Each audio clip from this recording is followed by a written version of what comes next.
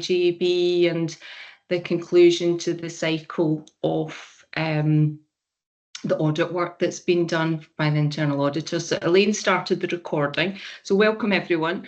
We have got, do we have any formal apologies from members? We have apologies from Paul Higgins. From Paul, thank you. And while not a member, I have apologies from Andrea as head of internal audit, and we've got I've lost her now, but I did have Mary on my screen. Yes, I can find you now. Welcome, Mary. You're covering from internal audit today, yes. So welcome. Yes, thank you. So, do we have any declarations of interest or any statements that need to be made? No, nothing this morning, thank you. And then, so we'll just kick off with the agenda. So first of all, we've got the minute from our previous meeting.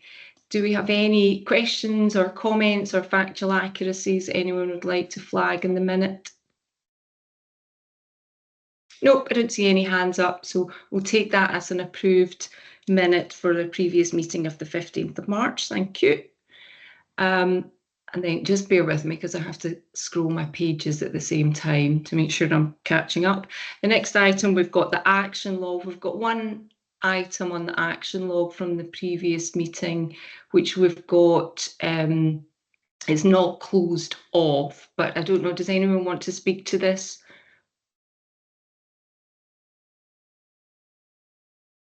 No. Shall I speak to it? So I guess this was the action from the previous meeting when we were talking about inspection reports. So those were not routinely coming to the meeting. I see Laura nodding. Like, do you want to comment, Laura? I know we've got reports at the end. My view on this, with everyone's agreement, that we can close this at an open action because we've agreed as a committee that these will routinely come as and when they can. It won't necessarily follow the strict quarterly regime, but in effect we don't want an open action when we're all in agreement that the inspection items will come through this committee.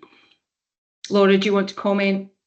No, that's fine, Mags. I think it was discussed at the last meeting, and in between there was a bit of discussion as well. So I think waiting quarterly, the view was perhaps that it would be too much of a time delay. So as they're available, they should just come up to the next available committee meeting. Yeah, that makes sense. And particularly as we were just talking before we come on to the meeting, there is sometimes a bit of a gap in the order of the audit meetings. So they'll just come as and when they can. Thank you for that. I think it's been helpful having those inspection reports coming through, and we'll pick up on that at the end of the agenda. Okay, so that takes us on to item 3, which is internal audit. So welcome, Mary. You've got a few reports for us this morning, so I'll hand over to you to talk us through those. Okay, now the item number 3 is the internal audit plan progress report. The report provides an update on last year's audit plan, confirming that all audits are now finalised, and it details the progress of the current internal audit plan. The committee is asked to note progress. The report also sets out an amendment to the training and development plan, requesting approval to change the date of the briefing on the governance arrangements from June to September.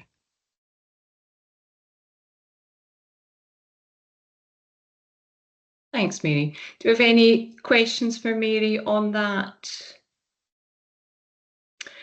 One of the reasons you might recall, the members that we had talked about having the training kicking off, we felt at our pre-agenda meeting that it wouldn't be appropriate to start training, one, while we're in a bit of a flux with the head of internal audit moving on, and Mary, you're covering today. We also have a bit of flux in terms of membership of the committee. I guess we've got a period where we've got the election coming up. We've got quite a lot of change at the health board membership, with members retiring, so there's every likelihood that there will be a change in membership, and actually to get the most impact of the training, if we pick that up in the autumn, I think it will be most helpful. So that was part of the logic, so we'll push it back a bit. We also talked about the fact that while it is training for audit risk and scrutiny, if we do it online, if any other members of the IJB wanted to dip in, that would be fine as well. So it's not to exclude anyone, and it's really to make it as impactful as possible. Everyone happy with that? I don't see any hands or questions. I see a few nods. So thanks, Mary. So we're happy to accept the update and progress, and we're content with the timings of the training. Thank you. So item 4. Item 4 is the summary of internal audit reports. Appendix 1 of this report details the outcome of the audit relating to the annual review of the adequacy and compliance with the Local Code of Corporate Governance. The committee summary at Appendix 2 gives a bit more detail on the audit. The committee is asked to note the content of the report. Thanks, Mary. I see Fiona's trying to come in. Fiona. Thanks very much. It's just in relation, if you go to page 30 in the section that's just above 4.1.2, it says areas for improvement. And what it says is that there are kind of 3 identified areas, but the narrative goes on to only describe 2 of them. So is there an area missing? It's just that paragraph.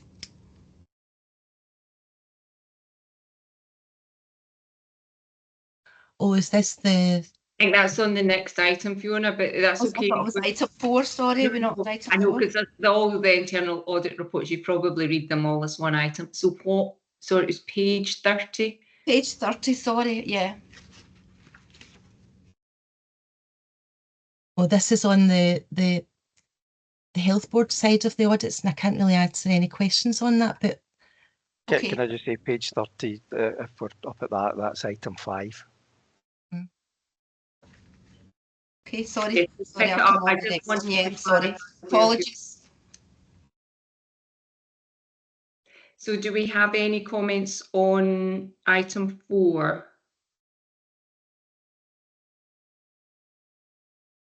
No.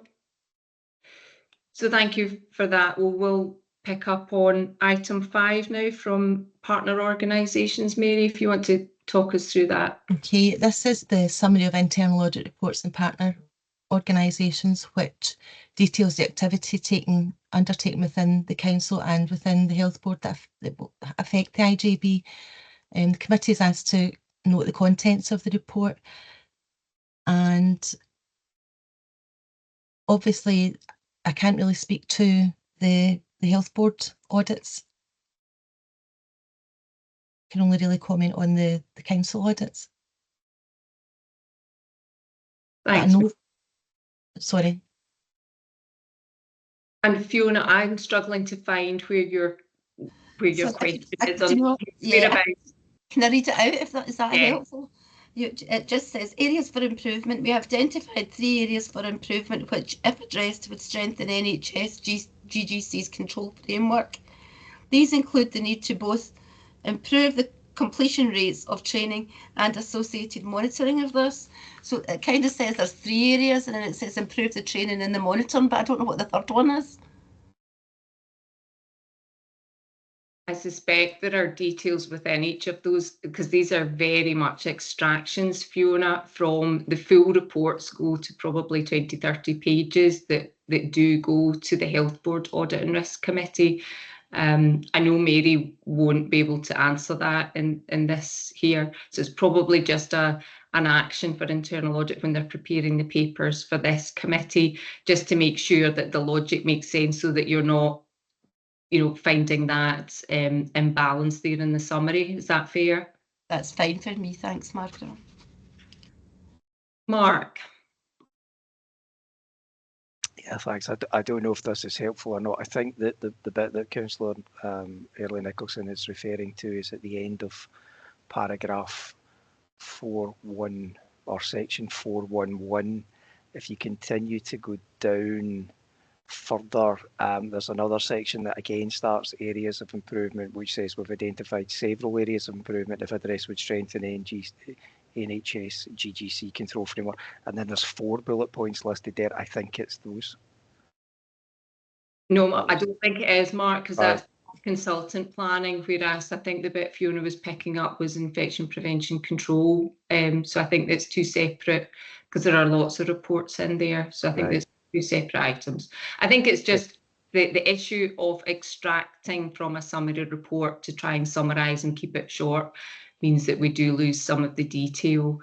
I think one of the things that we should pick up as part of the training is just to make sure that we are clear what we can and what we use the partner audit reports for, because within the IJB itself, we are not the owners of the processes and controls that these reports are reviewing. Those sit within the council and the health board.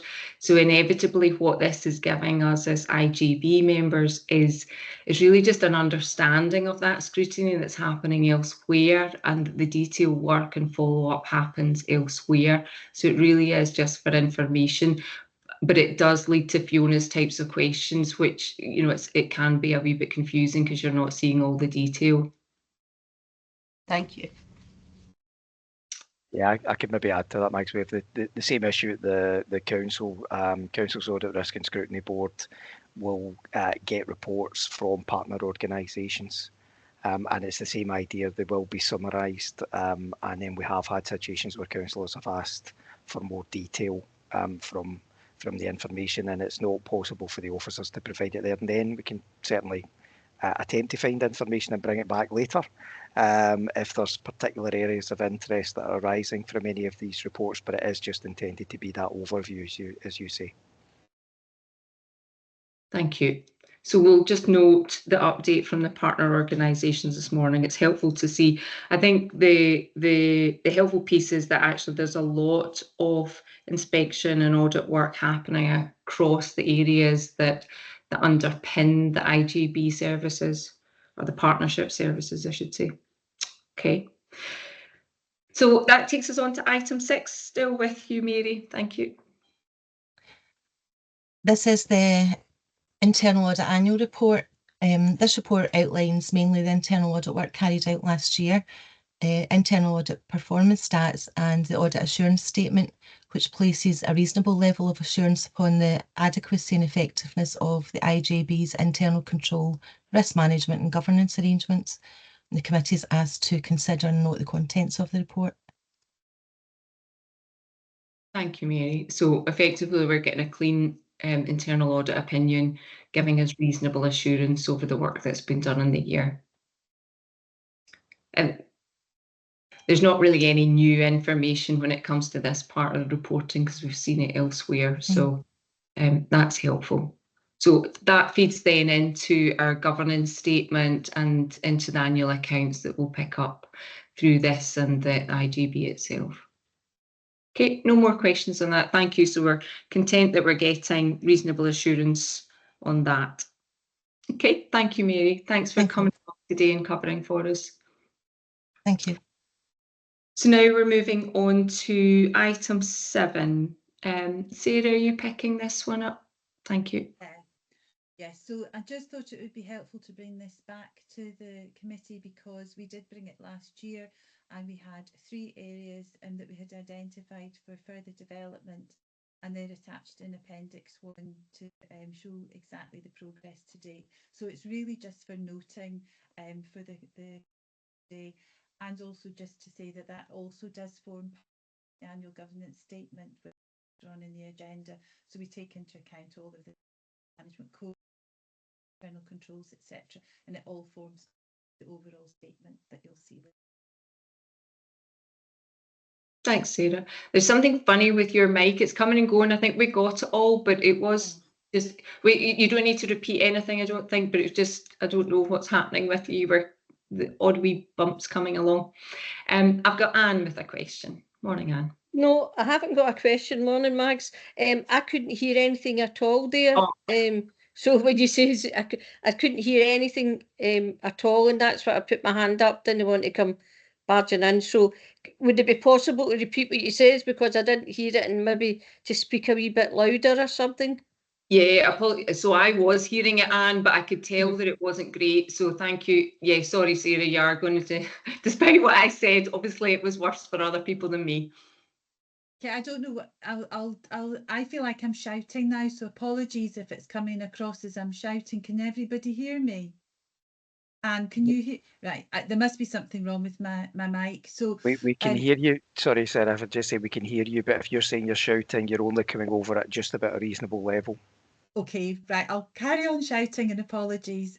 So basically, Anna was saying that I'm bringing this paper back to the Audit Committee. It came last year and there were 3 areas identified for further development, and Appendix 1 brings the update on that development. It's really just for noting for the board today, and also just to remind everyone, this all feeds into the annual governance statement as part of all of the controls and the governance that we have. So that's really all I was saying. Thanks, Sarah. That was nice and clear, and you weren't shouting at us. I see Anne giving a thumbs up, so well. Any questions on this paper? No, I'm not so right. There's a lot of detail in there and it's really helpful. I agree that it is helpful to see it because it just brings together a lot of work that happens in the background throughout the year. So thank you for that, and thank you for updating it. So I think the committee's content to note that report. Yeah, I don't see any hands. Thanks, Sarah. And still with you on item 8.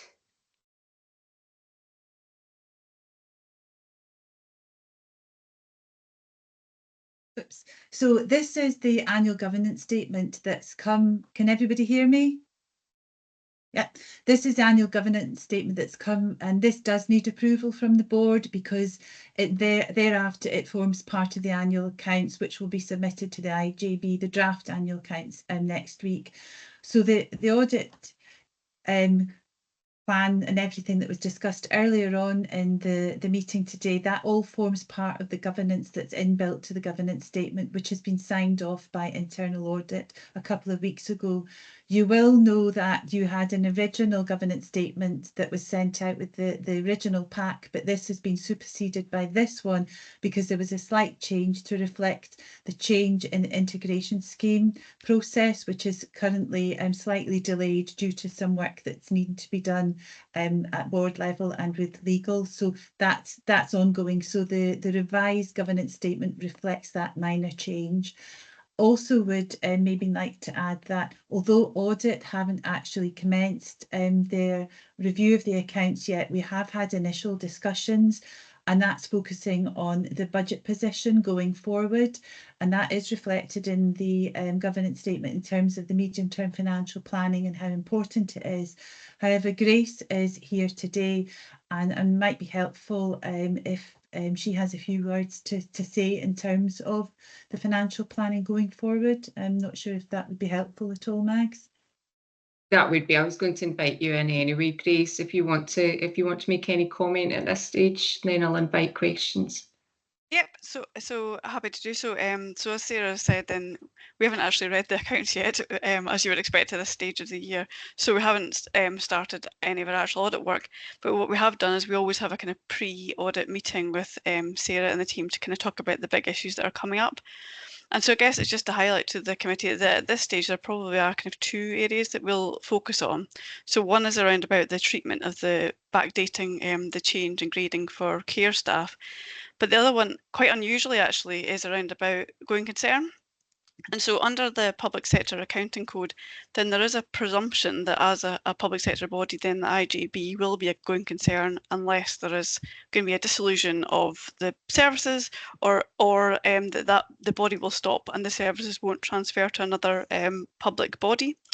So you are definitely a going concern, but the aspect that has given us, I guess, pause to thought is around about the projected reserves over our going concern period, because our going concern period is a defined time frame, and we are setting that at the 31st of March 2026, and so it really is around about the kind of projections for the reserves over that period.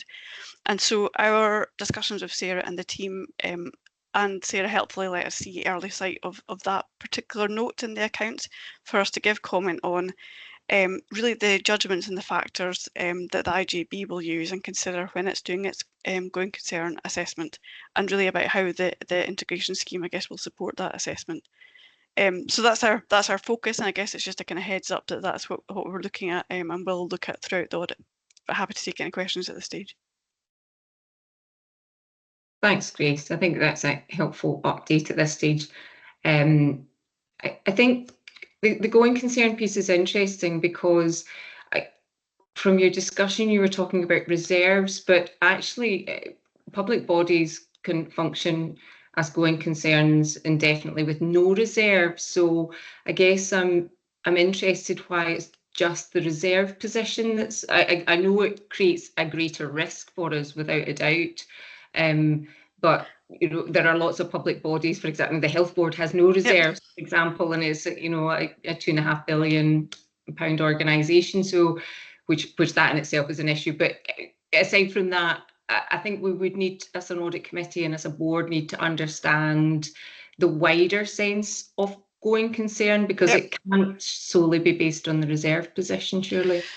So I guess that the reason that we were looking at reserves is because of that kind of wider financial environment. I think that's kind of what we talked about last year as well, just about the number of risks that impact the IJB. And so I guess some of them are outside your control. So if I think about, for example, prescribing, and so as soon as there is a potential overspend, then I guess it is at what point does that financial position become really difficult. And so in an organisation like this, in a public sector organisation, then it's at what point essentially do you have to look at operational services and say, yeah, there's no more money to commit to delivering that service. So it's a balance, and it will come certainly within our kind of financial sustainability conversation as well when we get to the reporting. But that's why we're kind of focusing on that medium-term financial plan and how you get through this next couple of years. So I suppose I'm not clear. Are you suggesting that we potentially we won't get an opinion based on going concern, because that's a leap from where we are at the moment? No, not at all. No, not at all. And that's why it's around about those disclosures. That's why we're interested in it. It's around about the factors that you're considering, because it's not our going concern assessment. As you know, it's the IJB's going concern assessment, and we kind of follow on the back of that. But it's the how comfortable you are in terms of that kind of medium-term financial plan. Yeah, which is a different assessment, I think, from going concern. For me, going concern would be if one of the partner bodies, for whatever reason, was not going to contribute its share of funding. That would be an absolute going concern issue, rather than where we are and where we're quite transparent about, which is around how do we become sustainable within that financial envelope that we have. So I think there's certainly there will be there's already quite a lot of disclosure in there, Sarah, isn't there, in the governance statement, which I think it's gone further than we have in previous years. Any other? I'm conscious I've been just posing my questions and I don't see any other hands up. Fiona, thank you. Yeah, sorry, I'm still a wee bit confused just about the going concern issue then. Therefore, can I just clarify my understanding? So you're looking at it in a going concern in terms of the wider kind of economic, as it were, environment that we're operating in, rather than specifics in terms of what our current decisions are. I'm just a wee bit kind of what would make us a going concern.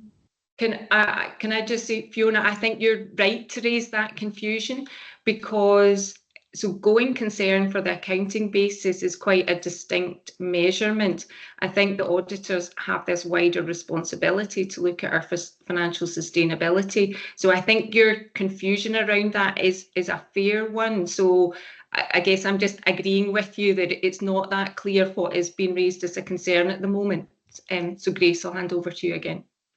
Yep. So I don't think it's like a concern as such. I think it's that we want to make sure that the disclosures within the accounts are as clear and I suppose as open as they can be, relating to that financial position over it's because we do have that. So there's two areas that we have the defined period of time to the 31st of March 2026, which we consider in terms of is the money going to run out or is it not? And so that's quite a defined and quite a nice, easy kind of way to consider it, and that's what we'll work through with Sarah. And then there's the financial sustainability part of our annual audit report and the wider scope work that we will do. And I guess that in terms of that, both of those, then they do hang on the integration scheme, and you're right in terms about the partners and any agreement that would need to be reached for any additional funding, if it ever did come to it, which I think is laid out in the integration scheme, but we haven't started that work, to be clear about that. I think you probably gauge, Grace, that there's, I guess we're slightly concerned about the issue that's been raised. And I suppose what I'm trying to understand is no IJB will have an agreed budget through to 26 at this stage. I wouldn't have thought, unless anyone tells me otherwise. And I suspect all IJBs are in this position of having real challenges to set a balanced budget and maintain any level of reserves. So I suppose I'm just flagging that I would not want us to be in a different position from others that are in a similarly challenging stage, shall we say. I see Fiona nodding. But that will come back to the Audit, Risk and Scrutiny Forum in September, and then the timing of the accounts is at the end of September again, Sarah? Yeah, okay. Yes, that's right. When does the work commence, Grace? In July. So yeah, we start the actual audit process in July. Yep. Okay. Okay, that's been a helpful discussion about some of the key risk areas for the audit this year. I suppose coming back to Sarah's actual request office, which is approval of the annual governance statement. Do we have any questions, comments, observations on that? No, I think it reflects the reality of what it's been like being part of the IJB for the year. So I think that's a very positive reflection. It does reflect some of the difficulties we've got, and I think it's fair. It feels transparent to me. So I think that's helpful. So the committee is content to approve that at this stage? Yes. Thank you. Thanks for that. So that's approved, Sarah. Thank you very much. So that takes us on to item 9. So we've got local code and sources of assurance. Yeah, that's me. Good morning. Oh, hi, Frances. I see you now. Hi. So this paper presents the local code of governance arrangements, which members will be aware we bring to the committee annually for review and approval, and they're provided in the appendix to the paper. So just a quick reminder for anyone watching the meeting that these are basically a statement of the policies and procedures through which we direct and control the functions and really how we interact with our service users, the local community and other stakeholders. And within that, it includes sources of assurance that enable the IJB really to assess their governance arrangements, what they've got in place. The arrangements are regularly reviewed by HSCP officers just to ensure that they're still relevant and accurate, but they're also the subject of an annual internal audit. And we recently received a substantial assurance rating, and that was covered in the papers that Mary presented earlier. And also for members' reassurance, I guess the self-evaluation that the committee undertook in 2023 against the new CIPFA guidance provided some further scrutiny as part of that, its overall scope. So really today I'm just looking for members to approve this and to note that it will be subject to further recommendations from any audit coming out. That's it. Thanks, Frances. Thanks for that update. So those of us in the committee will be familiar if we've been on it for a few years. that's updated. There's probably quite a lot of consistency year on year, but I know you go through it and double check as well. I didn't have any questions on it. I think, again, it's a helpful summary. I see shakes of head from others, and we then get our assurance that that's been scrutinised by audit as well, so that's helpful for us. So not only see you do it, it's been checked that you do it. Thank you. Thanks for that, Francis. So we approve that and we take assurance from the work that's ongoing around that. That takes us on to risk, and David, come to you on the risk register. Yes, thank you. Thanks, Margaret. So this paper sets out the changes that have been made to the risk and issue register since the last meeting of the committee. And where there's no changes to any of the specific scoring for risks and issues, we have reviewed all of the wording and the descriptions of the other risks included.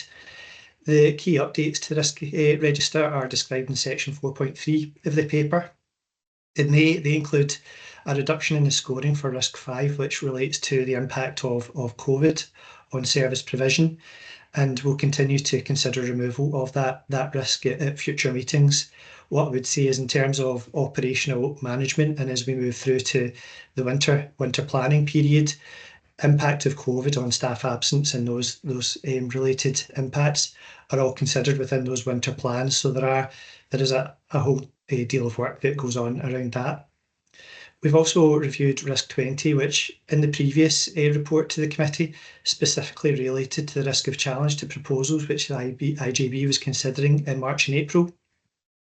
Now that consideration has happened, we've updated that risk to make it a much more general description, highlighting the potential for challenge through petitions and judicial reviews to any proposals or considered by the IJB or any decisions made by the IJB or the HSEP. And just in that context, we can inform the committee that the Council and the IJB both recently received a petition for a judicial review in relation to the process for the closure of a contract relating to Renfrewshire Head Injury Service.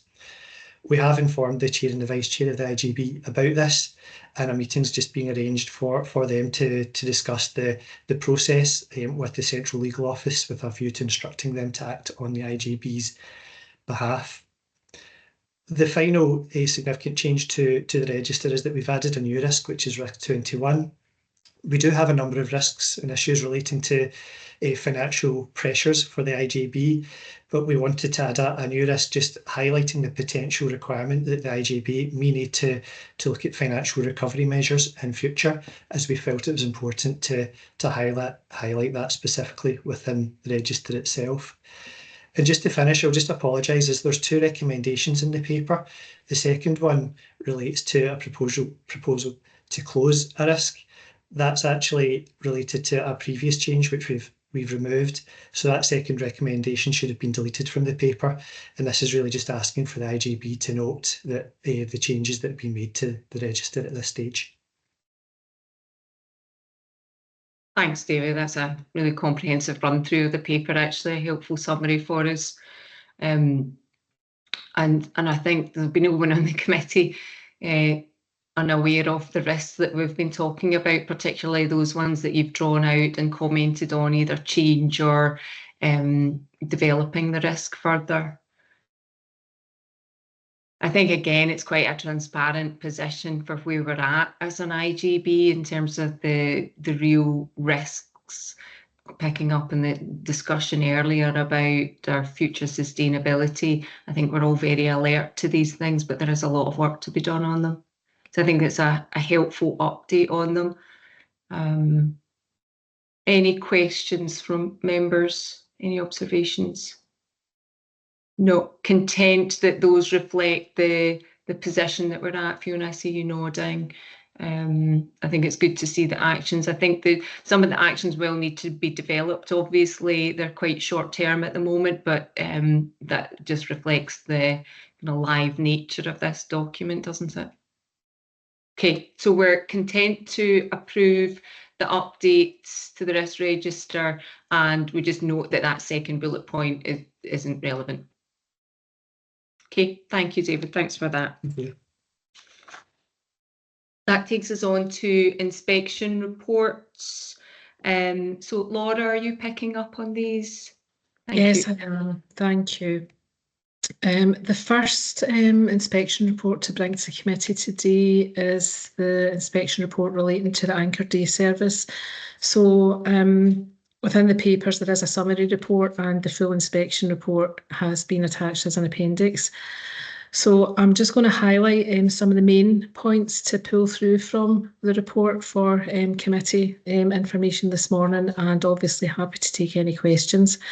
So the report summarises the findings from an unannounced inspection conducted by the Care Inspectorate on the 12th and 13th of March at the Anchor Day service in Paisley.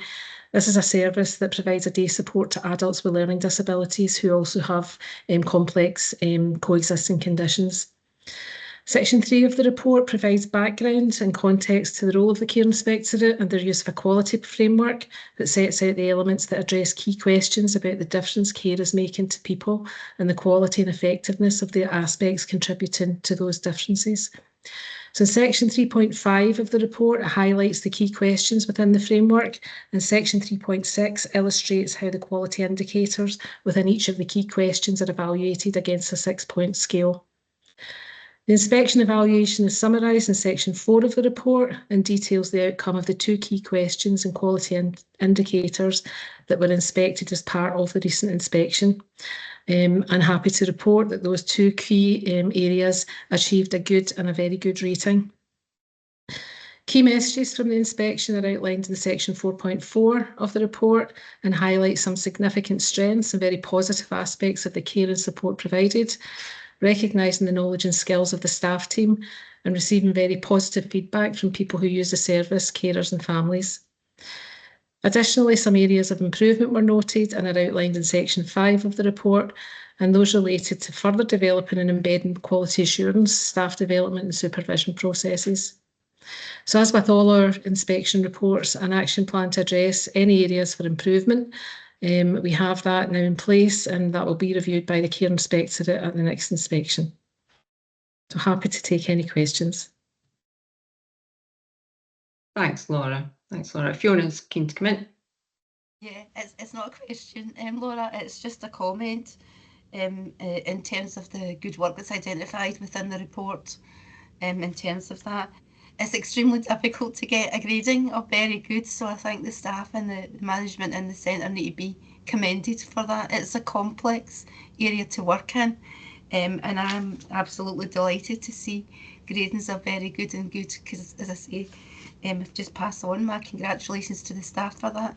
The inspection's a very intense process, so great to read the report. Thanks, Laura. Thanks for that. I'll be sure to pass that on, Councillor Nicholson. Yeah, I'm sure we'd all be agreed that we can formally say that on behalf of everyone on the call this morning. So it is good, and they are hard work. We'll maybe just touch on that once you cover the next paper, because it does put quite a lot of strain on staff, the inspection process, but a very good outcome there. And it does provide quite a lot of assurance for the IJB members, because it's hard for us to understand what's happening in the ground. So we do take a lot of assurance from these external reports. So no more questions on that one, but yeah, really good outcome on that inspection. Thanks, Laura. Do you want to pick up on the next reports in the mental welfare review? Yes, so moving on, similarly for members, a summary report is provided, and as an appendix, the full report there for information. So again, I'm just going to summarise and pull out some key areas of the report. So just to summarise, the Mental Welfare Commission for Scotland is an independent organisation that's accountable to the Scottish Government for its statutory duties. They're responsible for safeguarding the rights and welfare of people in Scotland with a mental illness, learning disability or other mental disorder. They carry out their statutory duties by focusing on 5 main areas of work: visiting people and services, monitoring acts, investigations, information and advice, and influencing and challenging. So this report summarises the Mental Welfare Commission announced visit to Ward 37 at the Royal Alexandra Hospital on the 28th of February 24. Ward 37 is a specialist dementia admission ward for older adults. So following this visit, the Mental Welfare Commission made 4 recommendations for Ward 37, which are summarised in section 3.2 of the report. The recommendations noted improvements are required in consistency and quality of care planning and recording of proxy decision maker consultation and ensuring consistent relative involvement in multidisciplinary meetings. Consequently, the report also highlighted several areas of good practice and positive feedback from patients and carers, with person-centred visiting well established. The Commission also noted a good range of therapeutic and recreational activities available to both patients on a one-to-one and group basis, with progression on the resumption of volunteer support such as therapy and music therapy. The Commission also highlighted very positive reports in relation to our staff group and highlighted good practice, commitment and skill in relation to feedback from patients and carers, families, and also from staff themselves. So the Mental Welfare Commission, however, continue to advise their view that despite improvements being made to the ward environment in Ward 37, it's not a suitable environment in which to provide care to the current patient group, and this relates to the layout and design of the ward. This continues to be prioritised and considered as part of the board-wide mental health strategy. So as with all of our inspection reports and as related to the previous report, the recommendations will be progressed through an action plan agreed with the Mental Welfare Commission and progress monitored through relevant HSCP and board-wide governance structures. So again, happy to take any questions. Thank you, Laura.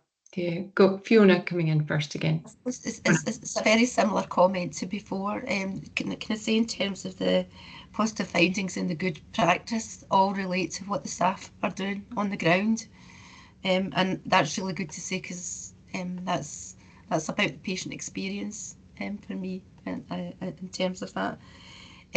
I do have concerns in terms of the fact that they're saying it's not a suitable environment. And that's mentioned in the report, and I just wondered what, I know you're saying that's going to be taken forward in terms of the action plan, but I'm not quite sure what would be involved in that, or timescales, or what the plans are. Thanks, Laura. Christina, you want to pick up on that, or Laura? Yeah, I wasn't sure. Feel free for you to jump. Thanks, Margaret. Fiona, we do have a challenge with those 2 wards in RAH because they're up the back of the hospital, and they're up quite a steep hill with a lot of stairs.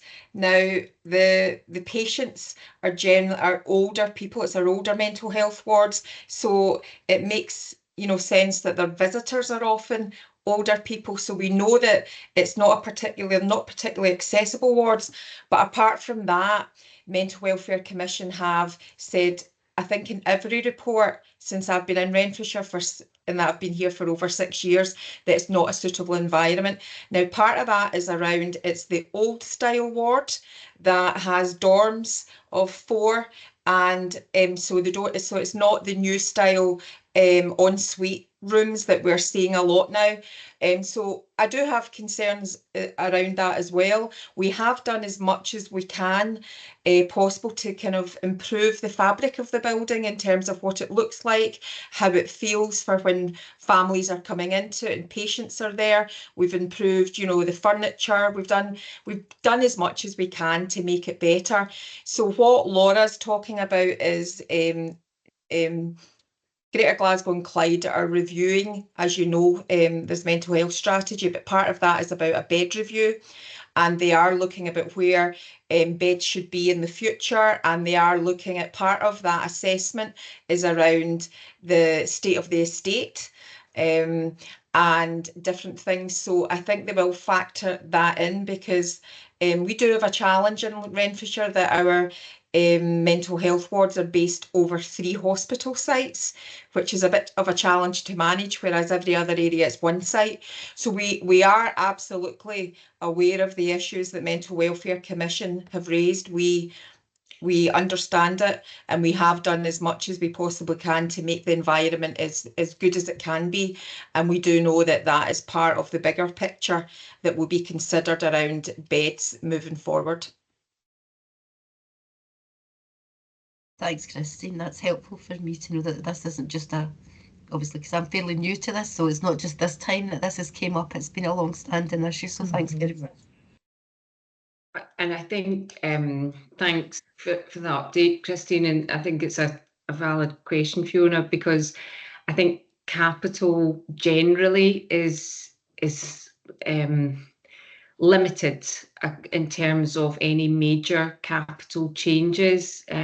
So it is a real challenge in terms of prioritising that capital resource across Greater Glasgow and Clyde and across the whole of NHS Scotland, to be honest. So it's not confined to this type of report.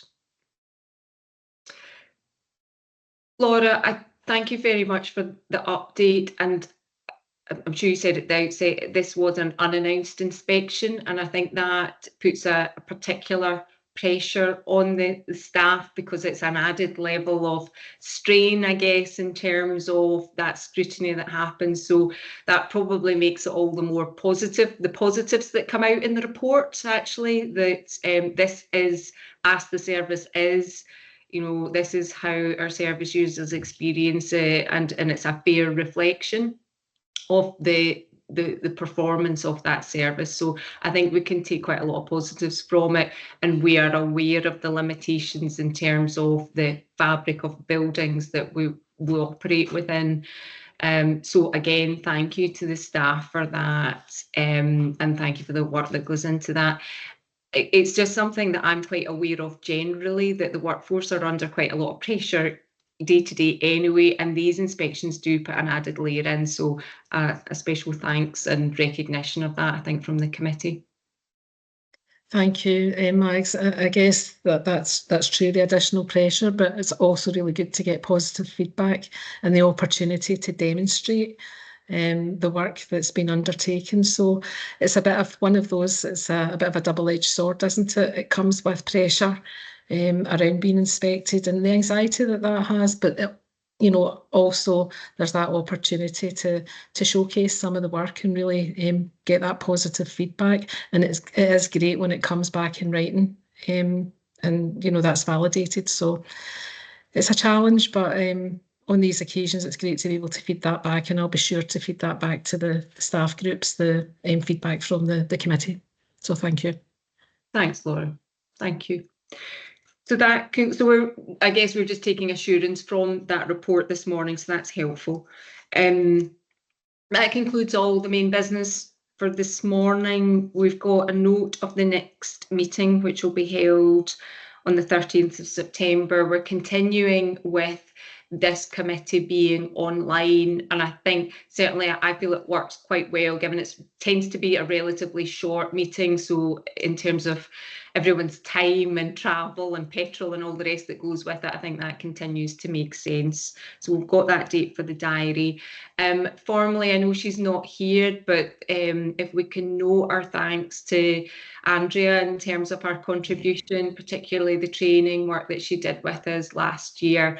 And Mary, hopefully you can pass that on, because we've missed her at the last couple of meetings, both pre-meeting this. So pass on our thanks, and we'll note that in the minutes as well. And thank you everyone for this morning. Anything else before we sign off? Any comments or anything to raise? No. So thank you all very much. Have a good Friday, the rest of you. Thanks. Thanks, Stuart. Bye. Thanks. Bye. Thanks. Bye. Thanks all.